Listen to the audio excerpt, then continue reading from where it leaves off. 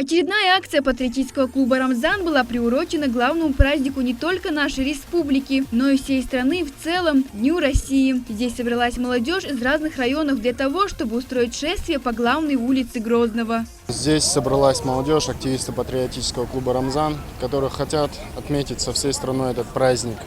Мы проводим ряд мероприятий для того, чтобы показать, насколько значим этот праздник и этот день для нас и для сегодняшней Чеченской Республики. Помимо шествия, самым главным объектом внимания стал аэроплан в небе над Грозным с триколором флага России. Казалось бы, на этом сюрпризы закончились, но нет, несколько минут спустя в небе появились 5 парашютистов.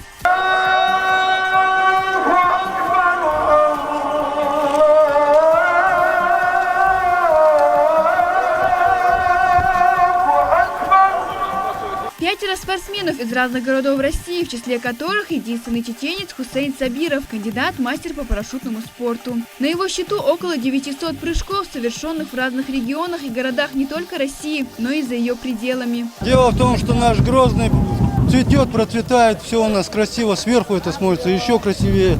Так что ощущения самые приятные. В такой день прыгать, пронести над Грозным российский флаг, чеченский флаг, флаг Осетии – это очень нужное дело. Единственной девушкой-парашютисткой стала Елена Кривенко. За всю свою спортивную карьеру она совершила более 2000 прыжков и является мастером спорта. В этот день ей выпала честь нести флаг Кадырова. Прыжок над нашей республикой она совершила впервые. Я вообще в восторге от вашего города. Очень красиво, очень сверху смотрится, просто потрясающе. Мы думали, что мы не прыгнем, очень расстроились, не ожидали, а потом все получилось. Ощущения очень радостные. С праздником вас! Открытие парашютного спорта ко Дню России стало не случайным. Именно сегодня аэроклубу ДОСААФ исполнилось ровно 75 лет.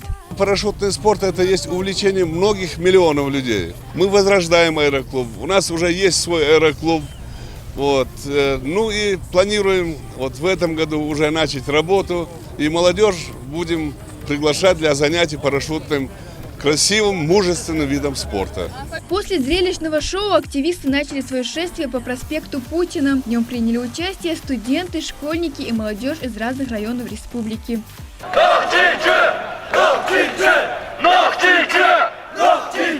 Кульминацией акции и сюрпризом стал 2-метровый праздничный торт «Сладкий рубль» с надписью «Поздравляем с Днем России», установленный в сквере журналистов. Любой желающий мог попробовать лакомство. С праздником вас всех!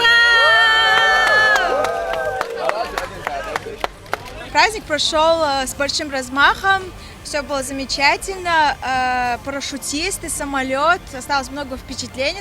Также в сквере журналистов был установлен стенд «День России», на котором были изображены самые главные и значимые достижения за 2010 год и доска пожеланий «Поздравь Россию». Празднование дня закончилось традиционной для вайнахов танцем лезгинкой. Луиза Чекуева, Ибрагим Сагаев, Магомед Магомадов, Шамиль Ветерханов. Специально для молодежных новостей.